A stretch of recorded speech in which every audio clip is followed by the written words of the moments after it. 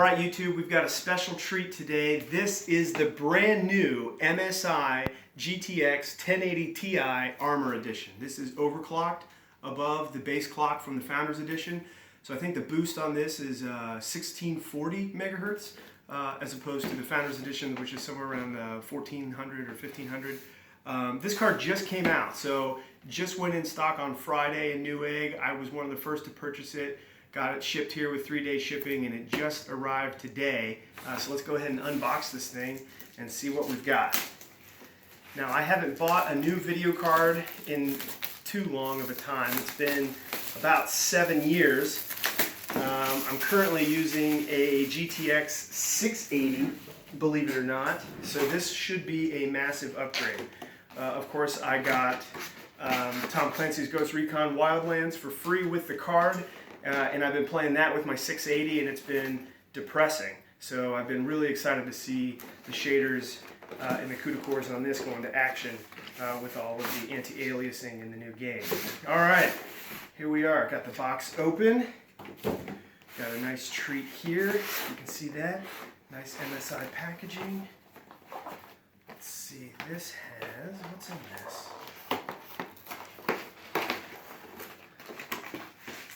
We've got our 8-pin connectors. We've got some hard copy manuals.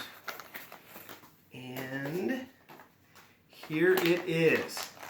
The first of the third-party cards to arrive in the US. This is the MSI GTX 1080 Ti Armor Edition. Look at that beauty. New design on the heat pipes. Their twin frozer technology on the fans. Very similar to the 1080 with, I believe, the revised heat pipe setup, if we want to get close on the card itself. Now, the Armor Edition does not have a backplate, so it's exposed, but of course you save on that with the price tag coming in at $710.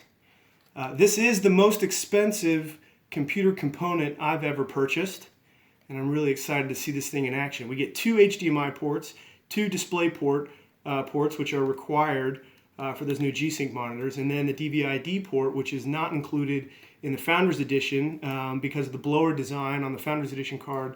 They needed extra room here for the blower. Obviously, with our downward-facing fans here, we don't need the extra room here, so MSI included the DVI-D port. All right, well, there she is. Now let's do a quick comparison to my Asus GTX 680. Man, this thing was a monster when it came out. Obviously, I mean, look at the size of this thing. Of course, the cards, the high-end TIs are obviously going to be 3 slots as well. You can see I still have the SLI ports covered up because I never used them. So she's a little dusty. Here's the new one for comparison. A little slimmer, you know, only a two-port card. They're really doing a lot with these new heatsink designs.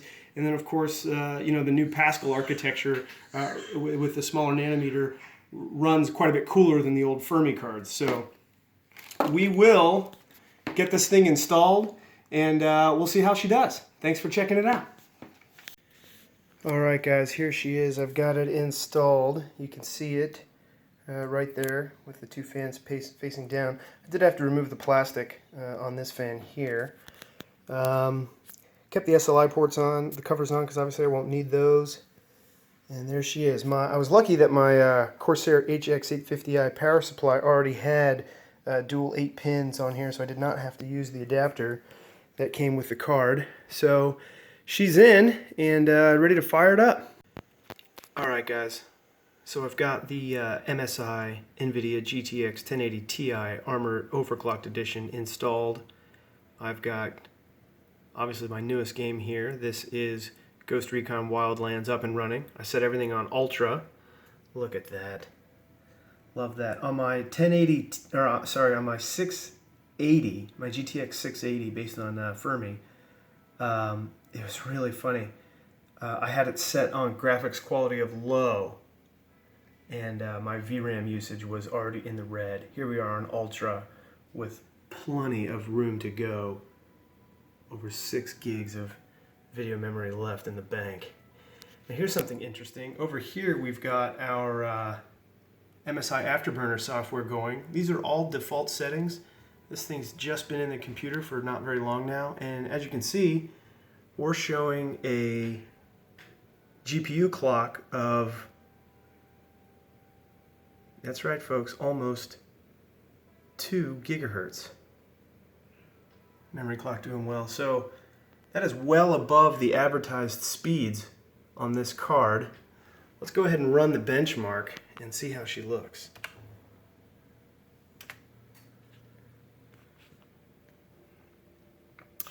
This is the Dell 34-inch ultra-wide HD monitor, 3440 by 1440. Love this thing. It is just beautiful. You can see our boost clock is changing just a little bit. I'm not quite sure why the boost clock is so high when this thing's only rated at I think 1600 megahertz, but I'm not going to complain. See if we can get this thing to fire up. And there she is. The only thing I'm missing is a G-Sync monitor.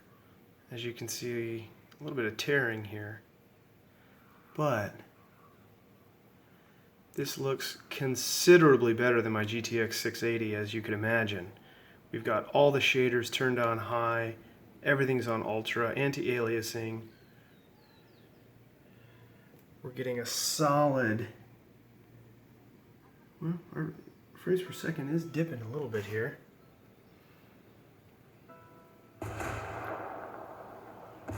Looks just gorgeous compared to what I was playing on before.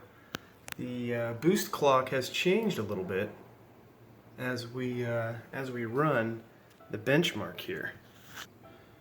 So there we have it, an average of 48 frames a second with everything on ultra. This is pretty much in line with some of the benchmarks I've seen online. Pretty interesting there.